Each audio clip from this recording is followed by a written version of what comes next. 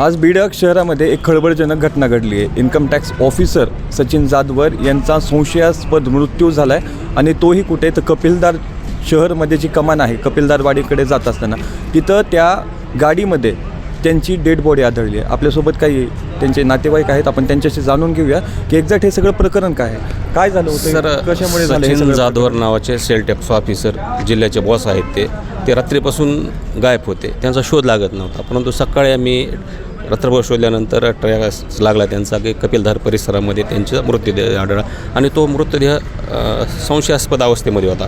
गाडीमध्ये मृतदेह होता, तिथं गाडगं होतं, त्यामध्ये धूर केला होता, कोळसा होता, खाली एक गाडगं होतं, त्यामध्ये कोळसे होते आणि त्यांच्या कानातून नाकातून रक्त येत होतं। तर हे पूर्ण प्रकरण संशयास्पद आहे। तर SP साहेबाला विनंती आहे की या प्रकरणाचा पूर्णपणे छडा लावावा ही आमची विनंती आहे।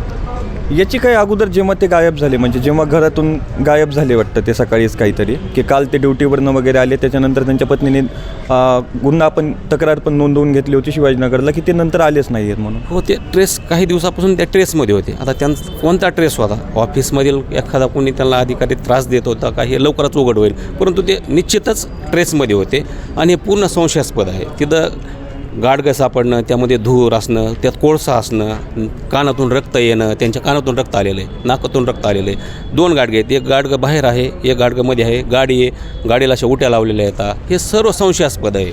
त्यामुळं ह्या संशयाचा SP साहेबांनी लवकरात लवकर छडा लावा ही आमची विनंती आहे आणि जो कुणी अधिक त्यात दोषी असेल तर त्याच्यावर योग्य ती कारवाई करावी ही आमची मागणी आहे।